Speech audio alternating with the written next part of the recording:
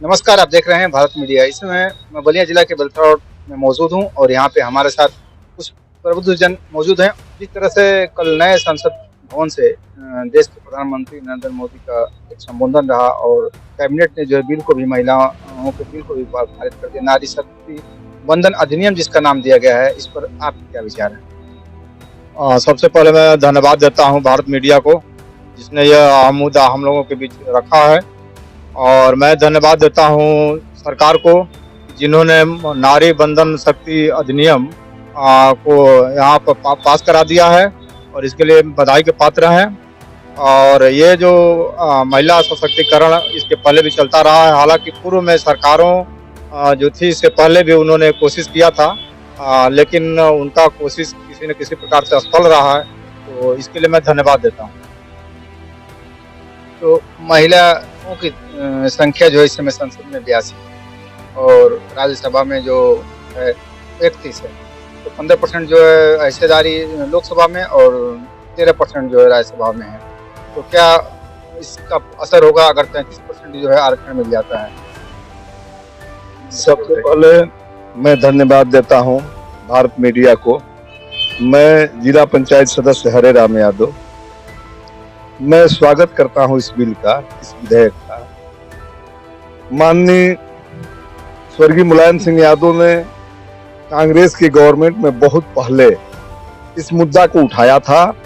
इसके लिए मैं धन्यवाद देता हूं सरकार को कि नेताजी की मुद्दा को आगे बढ़ाए।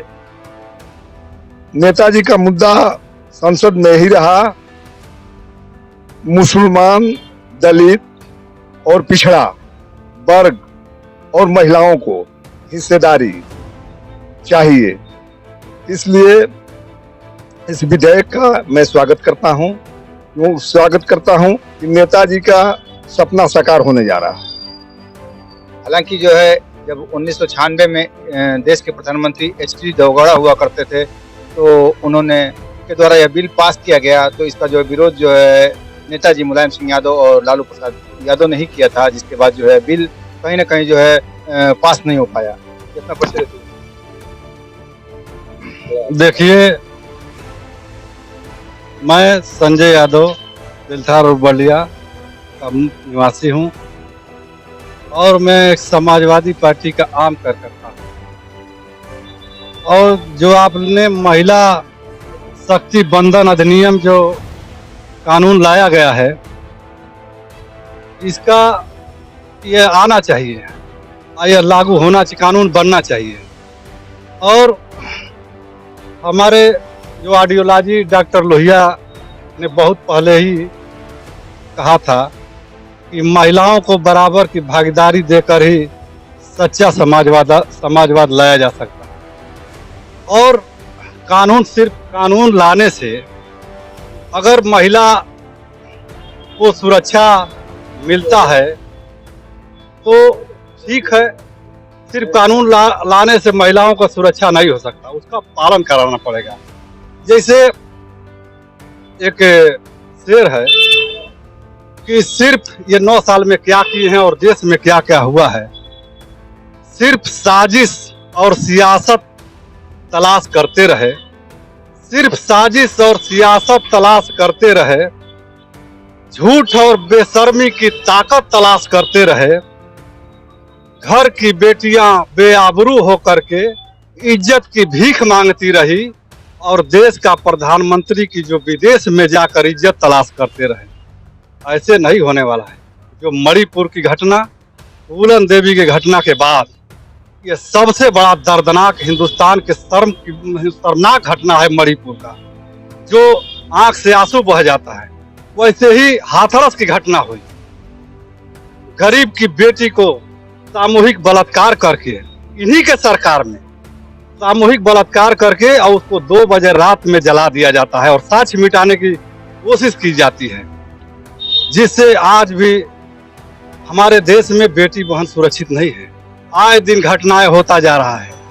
जो है अभी रसड़ा में 2 दलित लड़कों को मार दिया गया। मानो ये जो है प्रदेश और प्रदेश सुरक्षित नहीं है। इसमें ये सरकार एक जब ये सरकार जो है निकम्मी सरकार है, हर मामले में फेल है, ये से देश का भला होने वाला नहीं है।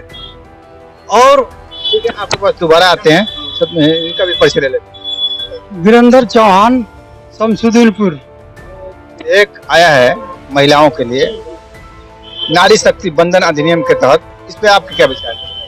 देखिए, नारी शक्ति अधिनियम जो ये लागू किए हैं स्वागत करने लायक है, लेकिन हम भारत मीडिया के माध्यम से सरकार को कहना चाहते हैं कि इससे महिलाओं की सुरक्षा की गारंटी हो सकती है,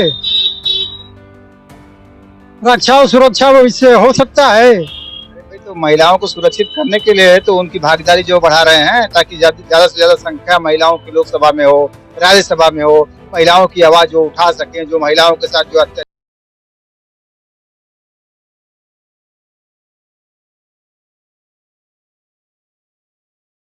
हो रहा है उससे बोल सके, उस पे जो है वो लड़ सकें। लड़ाई तो लड़ी जा रही है, लड़ती हैं महिलाएं, लड़ रही हैं, लेकिन मजबूर हैं, क्योंकि मजबूरी है। अब मर्दों जैसे नहीं ना लड़ाई लड़ पाएंगी, बताइए। ठीक है, तो फिर एक बार हम जो है बेचन यादव जी के पास पहुंचते हैं और यह जानने की कोशिश करते हैं कि जब यह बिल, जब भाजपा जो चुनाव में आई 2014 से 2019 के बीच में, तो उनके जो मेमोरेंडम में यह बिल था कि महिला बिल जो है उनके द्वारा पास किया जाएगा, तो यह बिल जो है उस समय नहीं आया। अब जब आखिरी समय चुनाव का है, तो इस समय इस बिल को लाने का क्या औचित्य है, और यह बिल जो है के पास हो जाने के बाद भी 2024 में महिलाओं को आरक्षण नहीं मिल पाएगा, तो इस पर आप क्या कहेंगे? देखिए, ये आपका कहना बिल्कुल सही है कि ये जो बिल अभी अभी लाने का क्या औचित्य है। कहीं न कहीं इसके पीछे एक जो चुनावी प्रकरण है, चुनावी स्टंट है, और आने वाले 2024 के चुनाव में यह मुद्दा जरूर बनेगा कि महिला आरक्षण बिल को हम लोगों ने पास किया। हालांकि ये मैं धन्यवाद देता हूं कि 19 सितंबर का जो कल का दिन था वो इतिहास में मील का पत्थर जरूर साबित होगा, लेकिन उसके साथ साथ ये भी एक साबित होगा कि 2024 के चुनाव में आप देखेंगे कि कहीं न कहीं इसका जनाधार बोलेगा और लोग ये मानेंगे, ये कहेंगे डंका की चोट पर कि हमने महिला आरक्षण बिल को पास किया है, कोई अन्य पार्टियां इसको पास करने में सक्षम नहीं थी। रही बात महिला आरक्षण के सशक्तिकरण की, तो आप देखेंगे इसमें हमारे विचारों को भी बदलना पड़ेगा। अगर महिलाएं 33% लोकसभा में और राज्य विधानसभाओं में चुन करके जाती हैं, तो उनको सभी पार्टियों को अवसर देना होगा बोलने के लिए, अपनी बात रखने के लिए, और उनकी बात को फॉलो करने के लिए हमारे जो अधिकारी कर्मचारी हैं उनको भी कहीं न कहीं सचेत रहना पड़ेगा। हम सबको सचेत रहना पड़ेगा, नहीं तो फिर ये 33% आरक्षण सिर्फ आरक्षण ही रह जाएगा, और आने वाले समय में 2024 में तो ये दिखेगा नहीं, लेकिन 27-28 जहाँ तक मेरा समझ है, मुझे ज्ञान है कि 24 के बाद ही ये पता चलेगा। लेकिन जब पता चलेगा तो इसमें भी एक फॉर्मेट बना है कि 15 साल के बाद फिर ये वापस रिन्यूअल होगा या फिर बैन हो जाएगा, तो ये भी एक समस्या है। यानी जब आप सुदृढ़ हो जाएंगे तब तो आपको ये बंद कर दिया जाएगा, यानी रोटेशन प्रणाली में होगा। लेकिन अभी उसके पीछे कारण है कि एक तो जनगणना करानी है और उसके बाद फिर जाति परिसीमन कराना है, तो इसमें अभी काफी पेच है, और पेच के बाद जो है गवर्नमेंट अगर खड़ा करती है तो कहीं न कहीं इनका लाभ महिलाओं को जरूर मिलेगा। और इससे पहले हम सभी लोगों को उनको आदर्श रूप से देखना होगा। जैसे विभिन्न प्रकार के विभिन्न राज्यों में और प्रदेशों में घटनाएं घट रही हैं, वह घटनाएं क्या इसको देने से, इसको हटा लेने से या इसको सौंप देने से मात्र समाधान उसका नहीं हो जाता है, क्योंकि कहीं न कहीं हम सभी लोग जिम्मेदार हैं। तो यहाँ जो जिला पंचायत सदस्य जो हरराम यादव जी हैं, आप वो जो मुलायम सिंह यादव की बात कर रहे थे, तो कहीं न कहीं इंडिया का गठबंधन हुआ है। इससे यह देखा जा रहा है कि बीजेपी के अंदर कुछ न कुछ घबराहट जरूर है, क्योंकि 28 दल जो है एक मंच पे आ गए। कभी जो एक दूसरे के विरोधी हुआ करते थे, और जिस तरह से मुलायम सिंह यादव और लालू प्रसाद यादव जो रहे हैं यूपीए सरकार में, जब ये 2010 में राज्यसभा में जो है बिल पास हो गया, लेकिन लोकसभा में बिल इसीलिए रुक गया कि कहीं समाजवादी पार्टी और जो उधर से आरजेडी जो है इसकी मुखालफत न कर दे। तो क्या यह बिल लाने का यही औचित्य है कि इंडिया गठबंधन में फूट पड़ जाए? इस नजरिए से भी आप इसे मान रहे हैं? नहीं, इस नजरिया से हम नहीं मान रहे हैं। हमने मान लिया है कि आदरणीय लालू प्रसाद यादव और मुलायम सिंह यादव की रखी हुई नींव पर भाजपा अपनी ईंट रखी है, मुलायम सिंह और लालू प्रसाद यादव के नींव पर अपना ईंट रख रहे हैं और यहाँ सब स्नेह, पूरा टोटल का टोटल स्नेह मुलायम सिंह यादव और लालू प्रसाद यादव को जाता है। इसलिए जाता है कि यही दोनों लोग, यही दोनों नेता इस चीज का उत्थान किए कि नहीं होना चाहिए, आरक्षण चाहिए महिलाओं के लिए। वो लोग ये कहे कि हम महिला आरक्षण का विरोधी नहीं है, हम महिला आरक्षण का विरोधी हो ही नहीं सकते हैं। हम विरोधी इसलिए कर रहे हैं कि मुसलमान, दलित और बैकवर्ड को भी आरक्षण चाहिए, इसलिए वो लोग विरोध किए। ओबीसी को भी इस आरक्षण में जो है शामिल किया जाए, बराबर की हिस्सेदारी दी जाए। बिल्कुल, ओबीसी को भी शामिल किया जाए। इस बिल का स्वागत है। अब पूरा का पूरा स्नेह मुलायम सिंह यादव को जाता है, क्योंकि इस बिल के लिए वही आकर्षित किए सारे लोगों को। जो ये फॉर्मेट है, इसमें ओबीसी को कोई स्थान नहीं है, इस पर क्या कहेंगे आप? ओबीसी का नहीं स्थान है तो ये गढ़ी हुई साजिश है कि नहीं, ओबीसी को दरकिनार कर दिया जाए, बरगला दिया जाए, सिर्फ महिला आरक्षण बिल पास कर दिया जाए। तो संजय यादव जी हमारे पास हैं। अच्छा जी, तो जिस तरह से यह बिल जो है चुनाव के एन वक्त जो है लाया गया है, और अभी 2026 और 27 में जातीय परिसमन बाकी है, जातीय परिसमन के बाद ही महिला आरक्षण बिल को जो लागू किया जा सकता है, तो कहीं ना कहीं 2029 तक महिलाओं को इंतजार करना होगा। तो इस बिल का अभी लाने का क्या औचित्य है? यह बिल जो है पूरा का पूरा चुनावी जुमला है और बुनियादी सवालों से ध्यान भटकाने के लिए ये तरह तरह के हथकंडा अपनाते हैं जो कभी आज तक हुआ ही नहीं इनका। अगर माहौल जहरीला हो जाए तो जानो बदन को खतरा है।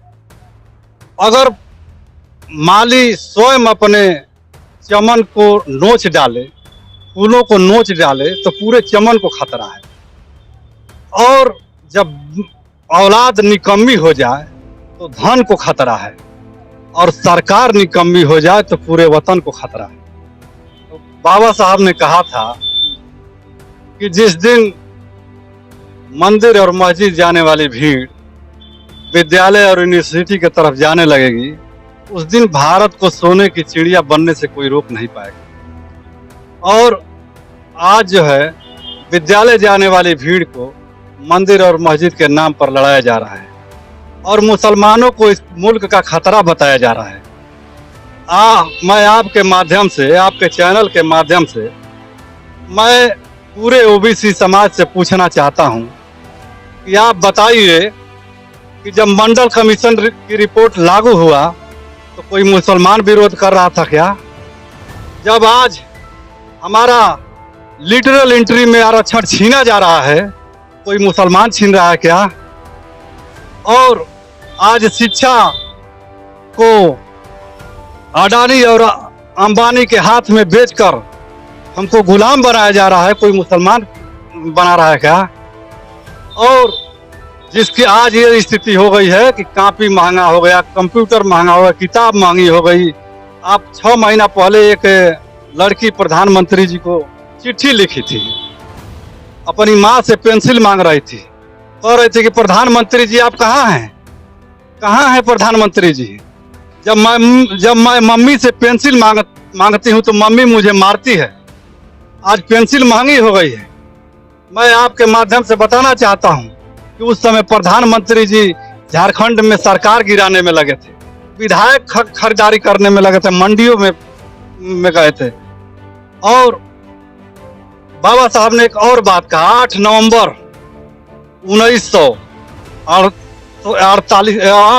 1948 में उन्होंने कहा, संविधान का प्रारूप तैयार करते समय उन्होंने कहा कि मैं जानता हूं कि यह संविधान कमजोर है, लेकिन इतना कमजोर नहीं है कि युद्ध के समय और शांति के समय यह संविधान एक करके रखेगा। अगर कोई गलत हुआ तो इस संविधान को चलाने वाला, इसका उपयोग करने वाला अधम होगा। आज उसी तरह जो महिला शक्ति बंधन अधिनियम ये कानून लाए हैं, उस कानून का कितना ये पालन कराएंगे, ये कितना काम करेंगे। ये चुनावी जुमला है, ये पास भी नहीं होगा। ये इनका 2024 में इलेक्शन है और ये सब प्रोपगंडा जो है बुनियादी सवालों को ध्यान भटकाने के लिए प्रोपगंडा अपनाए हैं। तो इस बिल से सीधा सीधा आप मान रहे हैं कि चुनाव में वो लाभ लेना चाहते हैं। और इसका लाभ लेना चाहते हैं, ये कई तरीके से लाभ लेना चाहते हैं। अभी हरियाणा में दंगा कराए, अभी तमाम जगह ये दंगा कराए हैं। यही लोग, इनका काम है, नफरत फैलाते हैं और नफरत फैलान करके कहते हैं कि कोई गांधी को गाली देता है, कोई नाथूराम गोडसे का जिंदाबाद लगाता है और ये कहते हैं कि हम राष्ट्रवादी हैं। राष्ट्रवाद का मैं 3 परिभाषा बताना चाहता हूं आपसे। राष्ट्रवाद हमारे लिए क्या है? भाईचारा हमारे लिए राष्ट्रवाद है। गंगा जमुनी तहजीब हमारे लिए राष्ट्रवाद है।